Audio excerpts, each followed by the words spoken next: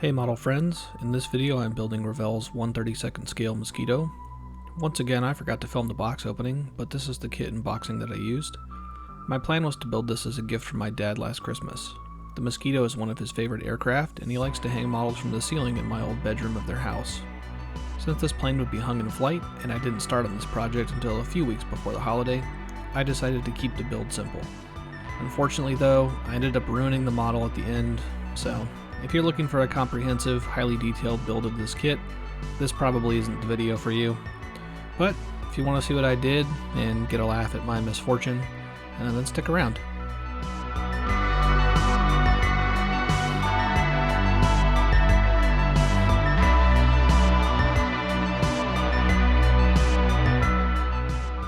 You may have noticed in some of my previous videos, and as you see here, on the rare occasion that I don't prime something before I paint it, I tend to use rapid thinner to thin my paint. I find that it's a bit more aggressive in attacking the plastic and does help the paint grip a little bit better to the bare plastic.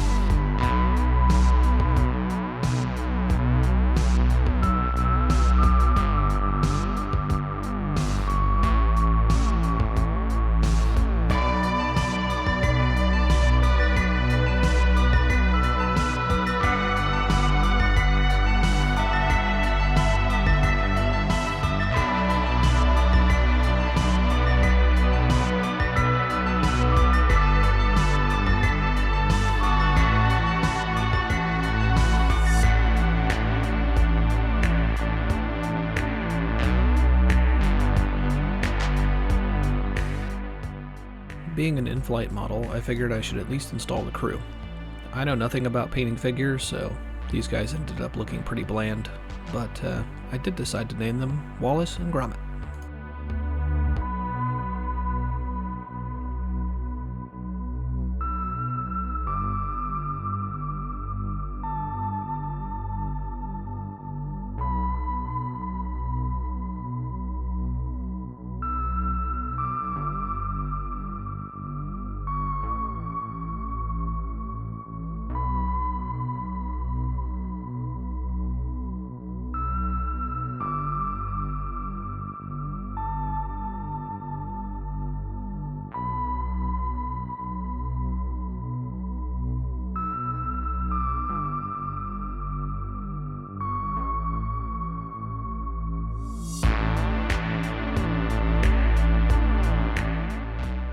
I have no idea if any of these colors are accurate for British flight uniforms, but I just went with colors that made sense to me and that I liked the look of, and then I finished everything off with a black panel liner wash to bring out some of the details, although, to be fair, once the model's hung from the ceiling, you really can't see poor Wallace and Gromit.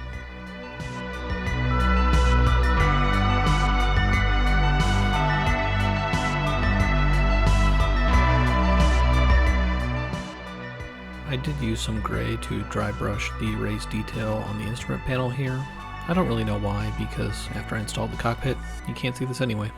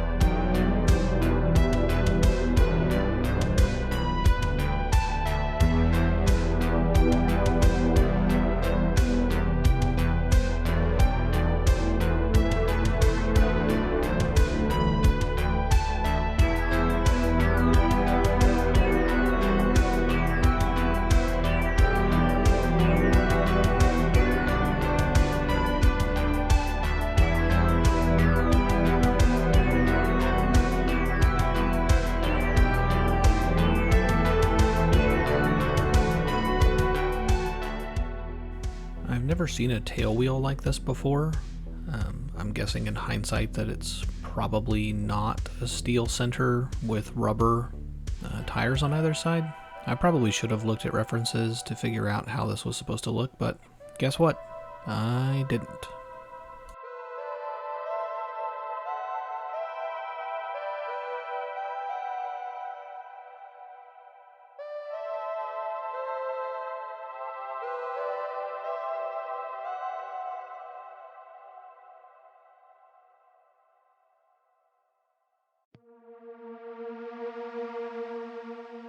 Poor grommet got popped loose right here as I was trying to force the cockpit into the fuselage.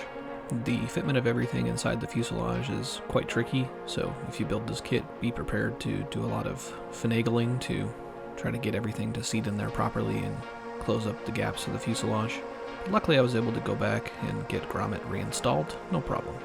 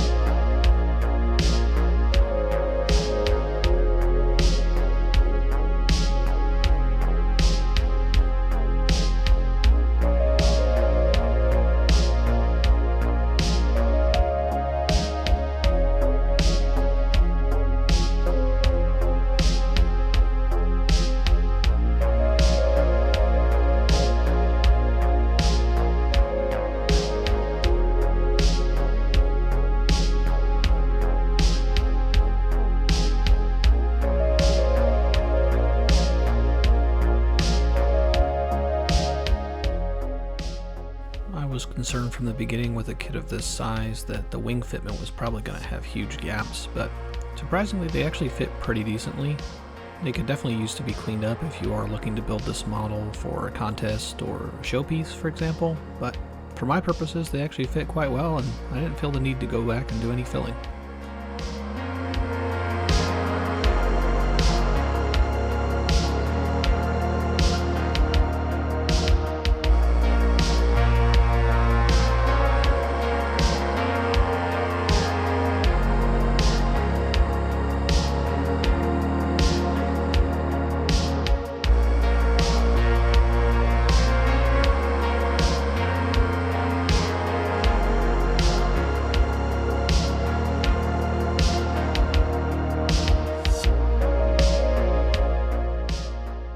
This kit comes with an engine and the ability to display one of the engine panels open to show it.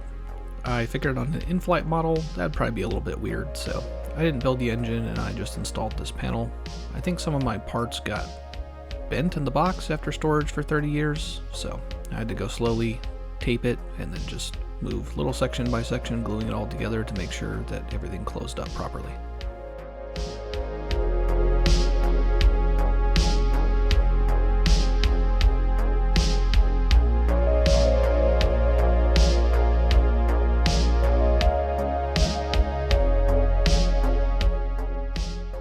For once in my modeling career, I finally decided to use my brain, and I figured that I should probably take both halves of these engine housings and set them in place where they mount to the wings, so that way I could ensure when I glued each side together that they'd be lined up properly and ready to actually mount to the wings later on. That ended up working out well, so if you build this kit, I would suggest doing the same.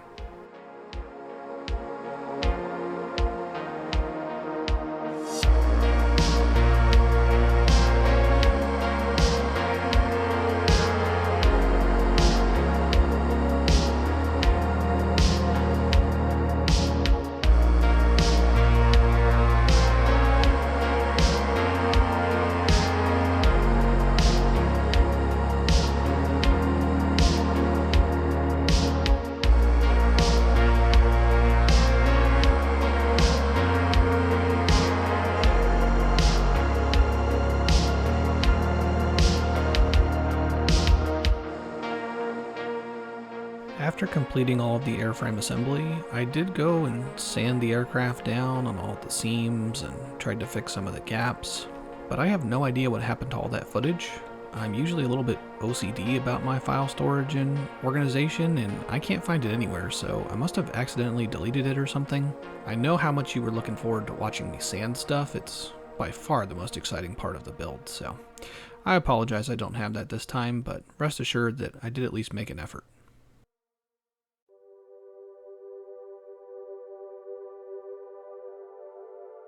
You'll notice the canopy has magically appeared and installed itself. All the footage I had from that was incredibly blurry because the canopy is 3 pieces that don't fit very well together or on the fuselage, so pretty much all the footage was unusable. So sorry you have to miss that, but I figured you wouldn't really be able to see anything anyway, so why waste your time?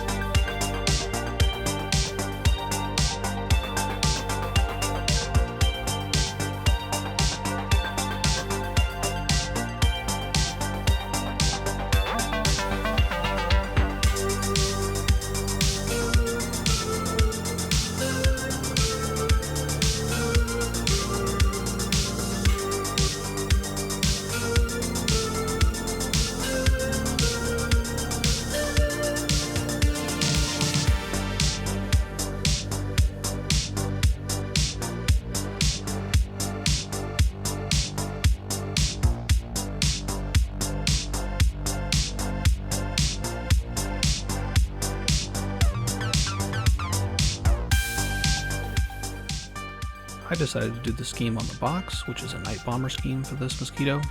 I started by painting the lighter of the 2 camouflage colors on the top, which is the ocean gray color. I make sure to extend the paint beyond where I think I'm going to need to mask for the dark green, which is coming up next.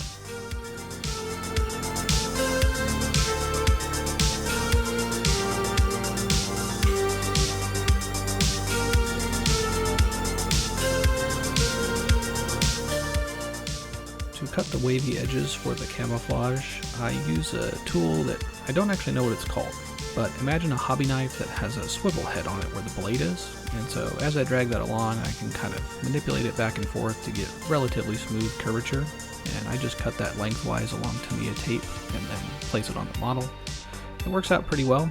I probably should have filmed it to show you what I'm talking about, so next time I do a camouflage scheme, I'll be sure to do that and add it into the video.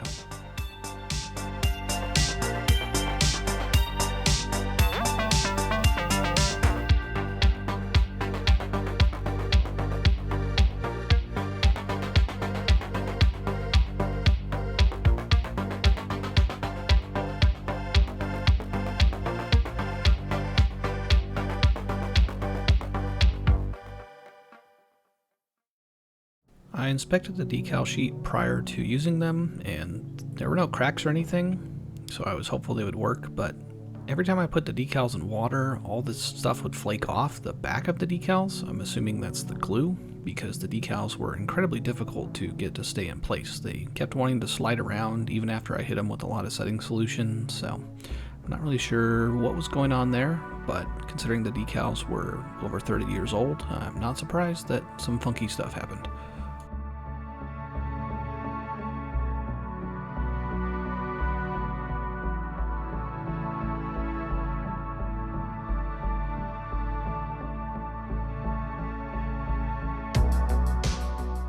As I was applying the 30-plus-year-old decals, I could tell I was going to have some minor silvering or wrinkling issues along the edges, but considering the plane was going to be hung from the ceiling, I figured I could probably live with it. However, when I got to this major marking on the right side of the fuselage, this one really ruined the project. I tried for hours and hours and hours to get this thing laid down and smoothed out. The more setting solution I applied to it, the worse it got. It cracked, it wrinkled, I didn't know what to do. In a moment of desperation, I even sprayed it with straight hardware store lacquer thinner, hoping I might be able to just melt it into place, but that didn't work either. This was all occurring about 3 days before the holiday, so getting a replacement set of decals and taking all the old ones off was just not feasible. So I figured at the very least I'd push forward, finish the model so I could put out this video and allow you to laugh at my misfortune. I was really disappointed with myself for messing this up, and I really didn't want to give it to my dad. I'm hoping next year that I can do a better effort and give him something nicer.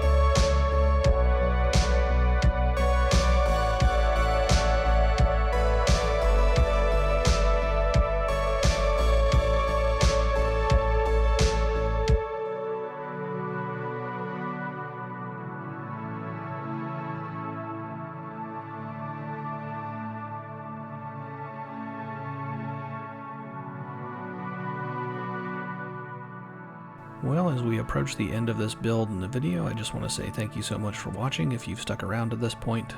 I'm sorry this was not a very good build. This is your first introduction to my modeling. I promise I'm slightly better than this typically, so you might want to go check out some of my other videos that I've done. But I do appreciate you watching, and I hope you found something in the video you enjoyed. If nothing else, maybe just seeing that not everything goes our way on models sometimes, but there's always the opportunity to continue on and make a video about it so other people can laugh at you.